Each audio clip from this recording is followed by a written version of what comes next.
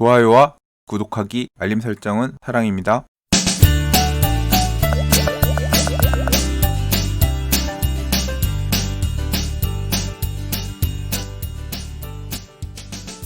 안녕하세요. 반갑습니다. 부동산입니다. 2019년 12월 12일 목요일입니다. 어제는 외부 일정이 많아서 다른 영상으로 대체했습니다. 뉴스가 좀 밀렸죠? 밀린 부동산 뉴스 읽어보도록 하겠습니다.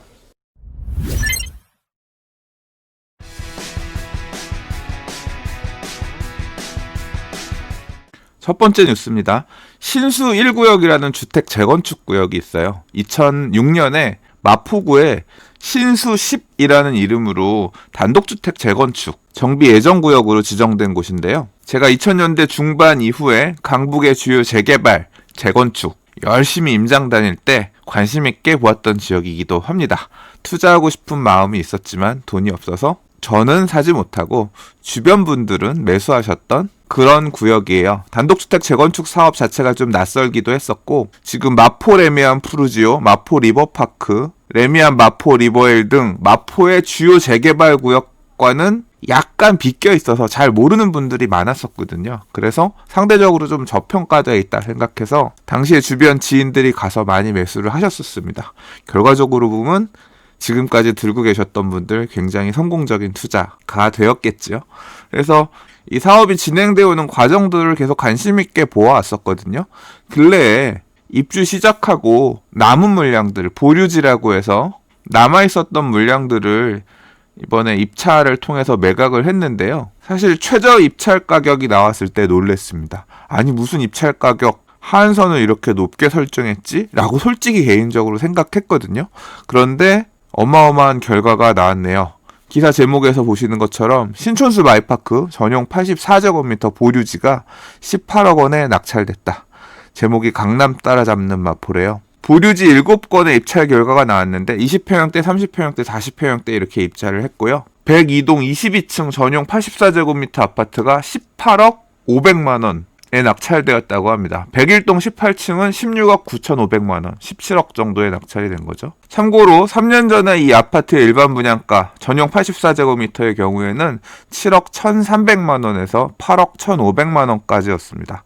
최고 상한가를 기준으로 놓고 보더라도 8억 1,500만 원에 분양했었던 아파트가 이번에 보류지 입찰할 때는 18억 500만 원에 낙찰이 된 거니까 한 2배, 2.2배 정도 오른 가격에 매각이 됐다고 보시면 되겠습니다. 20평형대 전용 59제곱미터 14층, 15층은 13억 6천만 원과 13억 5,790만 원, 13억 6천만 원 정도에 낙찰이 되었다고 하고요.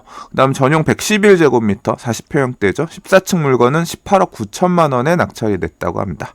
전부 낙찰된 건 아니고요. 84A타입 18층, 그 다음에 137A타입 32층 두 가구는 유찰되었다고 합니다. 자, 근데 제가 굉장히 높은 가격에 낙찰돼서 놀랬다 말씀을 드린 게, 지금 일단 이 낙찰가는 마포 지역에서 국민주택 규모 전용 84제곱미터 실거래가 찍힌 금액 중에서는 최고 수준입니다. 신촌 그랑자이가 16억 2천, 신촌수 마이파크가 13억 8,500을 기록했는데, 물론 현 시점에서 실거래가 찍힌 게 이 금액이란 거고, 실제 신고가 안 된, 실제 거래된 더 높은 가격의 거래 사례는 있을 수 있어요. 그러나 마포에서 30평형대 아파트가 18억 실거래가가 나왔다는 거는 충격적인 사실일 수 있죠. 왜? 네, 인근 단지에 자극을 줄 거 아니에요. 마포 지역의 랜드마크라고 생각했던 마포레미안 푸르지오 아파트 소유하고 계셨던 분들은 어떻게 생각할까요? 이제 곧 입주 시작하는 신촌그랑자의 소유자분들은 어떻게 생각하실까요? 한강변에 끝내주는 한강뷰를 자랑하는 레미안 마포 엘스트림이나 마포 리버파크 소유자분들은 또 어떻게 생각하실까요? 이제 마포 안에 남아있는 거의 마지막 분양이라고 할 수 있는 공덕일 재건축, 여기는 또 얼마 분양가에 나올까요? 아마도 이 보류지 낙찰 가격 사례들이 마포 일대에 올겨울 영향을 좀 끼치지 않겠느냐, 그렇게 생각이 되네요. 두 번째 뉴스입니다. 제가 감히 이 기사의 제목은 장이 15구역 직권해제 부당하다 보다는 지옥에서 돌아온 장이 15구역, 이런 제목을 좀 붙이고 싶습니다. 기사 내용 어떤 거냐면요. 장이 15구역 추진위원회가 서울시와 성북구를 상대로 제기한 정비구역 해제 고시 무효 확인 소송에서 원고 일부 승소 판결, 즉 추진위가 이겼다고 합니다. 2018년 주민 투표를 통해 정비구역을 직권 해제한 서울시의 행위가 부당하다는 법원의 판결이 나온 건데요. 추이를 보면 이렇습니다. 2017년에 이 구역 안의 일부 주민들이 정비구역을 해제해달라고 요청했어요. 이거는 법률에 있었던 거예요.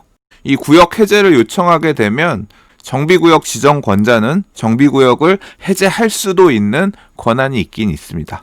이제 그 내용에 따라서 주민 찬반 투표를 진행했고요. 2018년 5월에 서울시는 정비구역 해제를 결정하게 됩니다. 이유는 재개발 사업의 추진을 희망하는 사람들이 과반, 그러니까 50% 이상 넘지 못했기 때문에 정비구역을 해제했다는 겁니다. 그런데 사업을 추진하고 있던 조합 설립 추진위원회에서는 서울시와 구청을 상대로 정비구역 해제 무효 소송을 제기했고요. 이번에 서울시가 성북구 장이 15 재개발 구역을 정비구역에서 직권 해제한 것은 부당하다는 판결이 나온 것입니다. 추진위가 이길 수 있었던 이유는 뭐냐? 재판부는 성북구가 찬반 투표 계산 방식, 그러니까 50% 찬성을 채우지 못하는데 계산하는 방식이 잘못됐다고 봤고요. 추진위에서는 실제 찬성률은 80% 이상이었다고 주장했나 봅니다. 지도에서도 보시면 아시겠지만 장이 15구역은 6호선 상월곡역을 끼고 있는 역세권 지역이기도 하고요. 장이 뉴타운의 여러 재개발 구역들이 그러하듯 굉장히 대단지입니다. 만약에 사업이 잘 갔다고 하면 아파트 2,464가구, 굉장히 대단지 아파트가 될 수 있을 만한 지역이었어요. 자, 이제 이렇게 일단 소송이 마무리가 된 상태라서 장이 15구역이 제대로 사업이 추진되면 좋겠지만 지옥에서 돌아오긴 했는데 여전히 여러 가지 이슈들이 남아 있습니다. 일단 내년 3월에 큰 이슈가 있죠.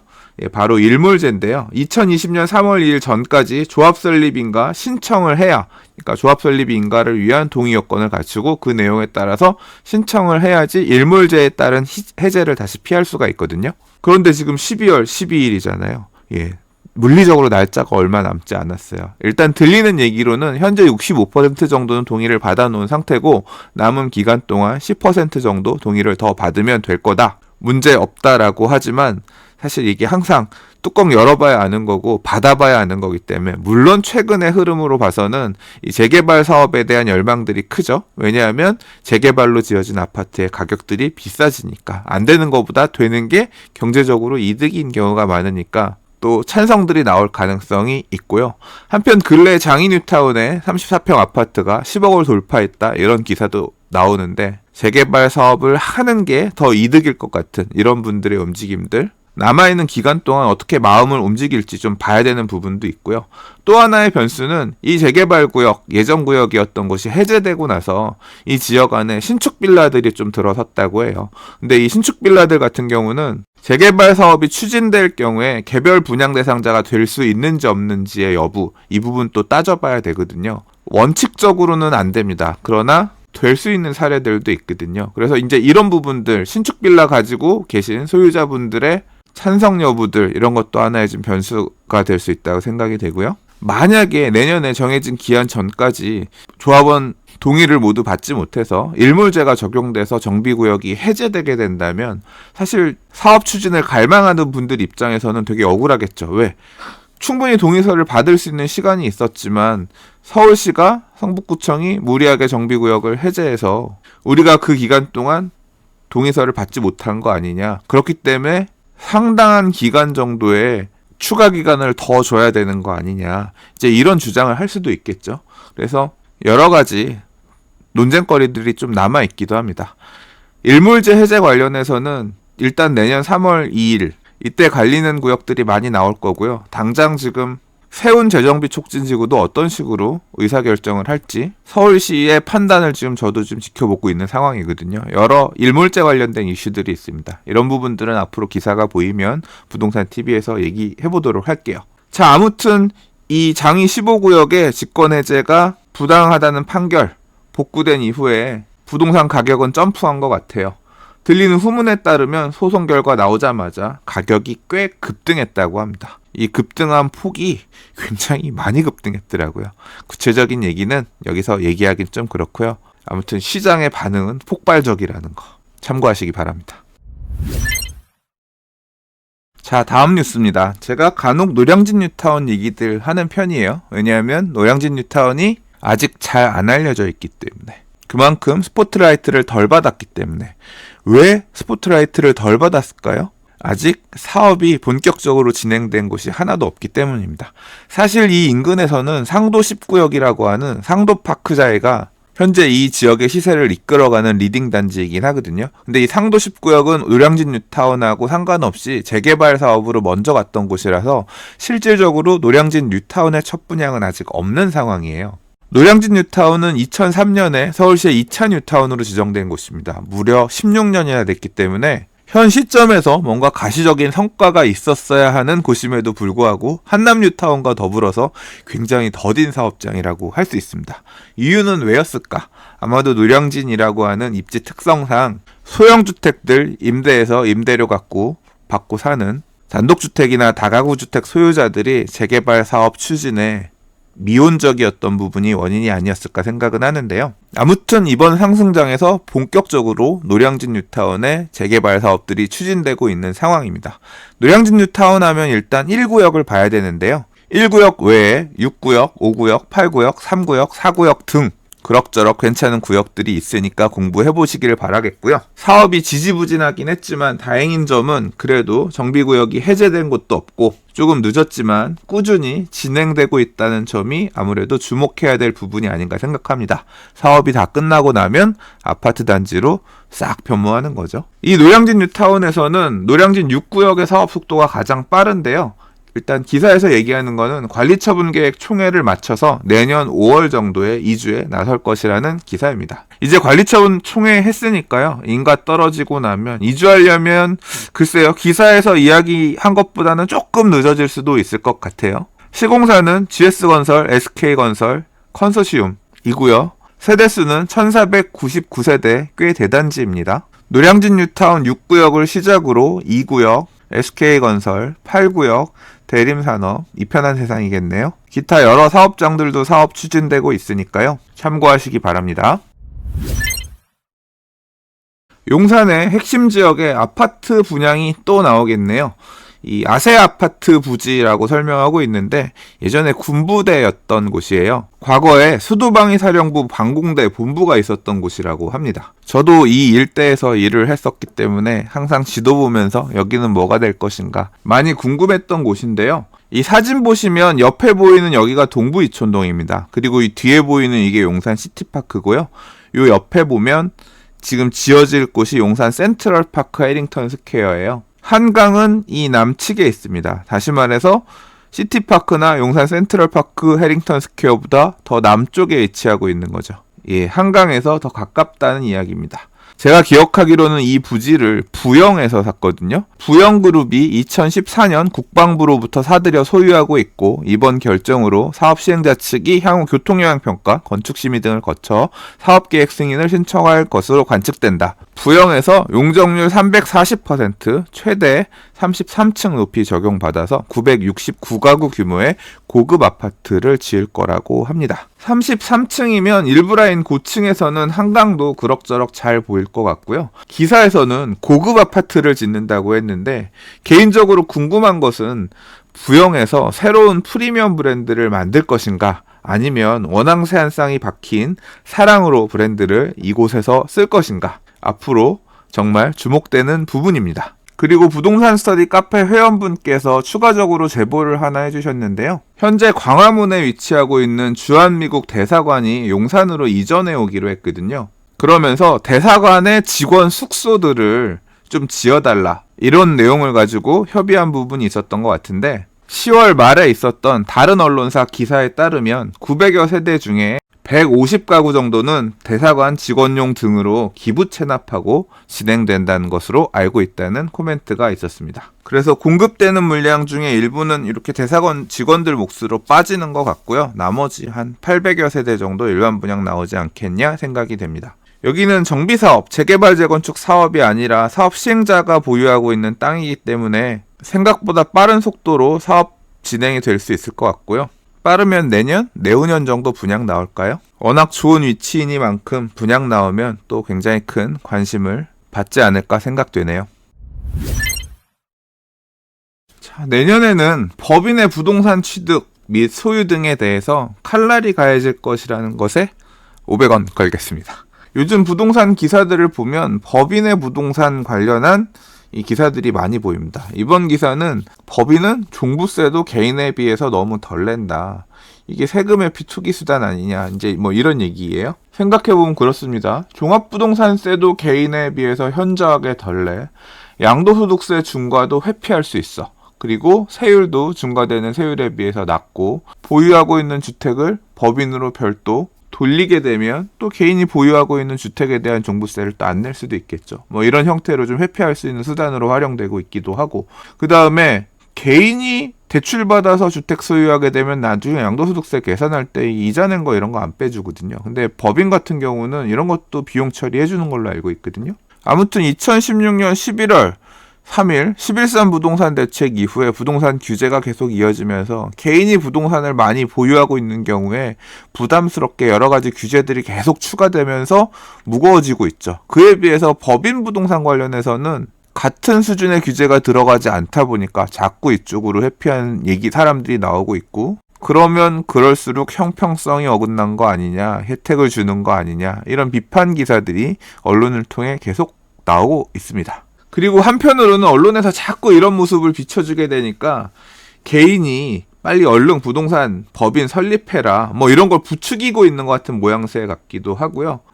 개인으로 갖고 있으면 세금도 많고 여러 가지 피곤한데 차라리 나도 그러면 법인 만들어서 제대로 한번 사고팔고 하면서 아예 그냥 나설까, 뭐 이런 욕구를 북돋아주는 뭐 그런 영향도 끼치는 것 같아요. 자, 그러나 뭐 서두에서도 얘기했듯이 저는 아마 내년엔 법인의 부동산 취득 또는 보유 또는 양도할 때 분명히 칼질이 일부 가해지지 않겠냐 생각하고요. 만약에 이렇게 칼질이 가해진다라고 하면 이 과정에서 부동산 많이 보유하고 있는 기업들 있잖아요. 이런 곳들이 괜히 또 상대적으로 힘들어지는 그런 결과가 나오지 않을까 싶기도 하고요. 생각해보니까 요새 비핵심 지역들의 부동산들 많이 보유하고 있는 기업들이 세일앤리스백 팔고 현금만 들고 있는 부동산의 비중을 줄이고 있는 기업들도 얼핏 생각나고요. 아무튼 그렇습니다. 자, 오늘 준비한 마지막 뉴스입니다. 보증금 떼먹는 임대사업자 철퇴. 좀 굉장히 마음에 드는 그런 제목 기사예요. 그래서 얼른 이 기사를 읽어봤습니다. 배째라는 임대업자들 설 자리를 없애주마. 이 PD수첩 등에서도 보도됐었던 배째라 다주택 임대업자들 있죠. 전세기간이 만료됐는데도 나는 보증금 빼줄 돈이 없으니까 그냥 알아서 뺏어 나가세요. 또는 그냥 그러지 말고 네가 내 집 사주면 안 되겠니? 내 집 비싸게 사라. 이런 식으로 나오는 배짱 임대인들 굉장히 문제들 많이 됐죠. 저도 문제가 있다고 생각하고 이 부분에 대해서 부동산 TV에서도 여러 번 얘기했던 기억이 납니다. 자, 그래서 기사 제목에서는 뭔가 법이 움직여서 이런 세입자들을 구제할, 이런 임대업자들을 처벌할 그런 규정이 만들어지나 보다 싶어서 기사를 읽어봤어요. 자, 그래서 반가운 마음에 기사를 읽어봤는데, 일단 먼저 임대기간이 끝나고도 세입자들에게 보증금을 돌려주지 않는 임대사업자에 대해서는 임대사업자 자격을 박탈하고 세금 혜택을 환수하는 방안을 추진하기로 했다라고 합니다.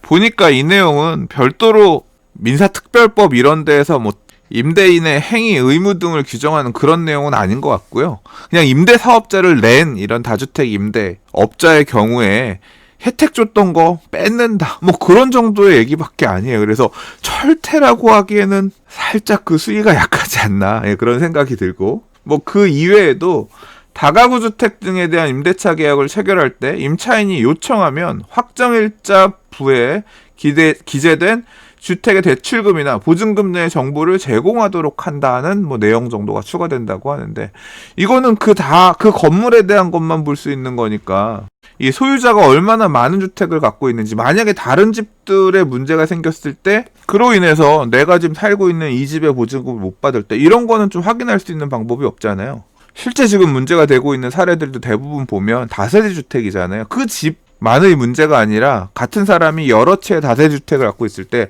다른 다세주택에도 문제가 생긴 거를 알아야 내 집도 문제가 생길 수 있겠구나, 내가 들어가려는 집도 문제가 생길 수 있겠구나 하면서 회피할 수 있잖아요. 그래서 뭐 이 정도만으로 너무 미약한 거 아닌가 생각이 들기도 하고요.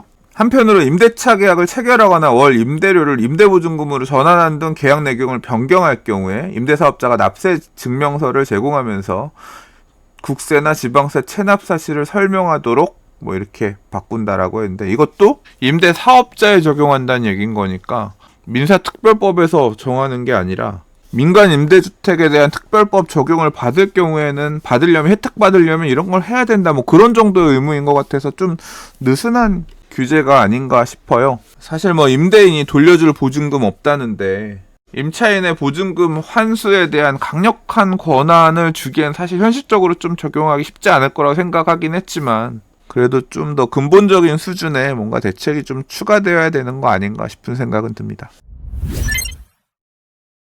자, 오랜만에 부동산 뉴스 읽으니까 좋네요. 진짜 자주 좀 읽어야 되는데 늦어지는 점 양해 부탁드립니다. 오늘 준비한 뉴스는 여기까지고요. 오늘도 봐주셔서 들어주셔서 감사합니다. 내일 또 다른 영상으로 찾아뵐게요. 감사합니다. 부동산이었습니다.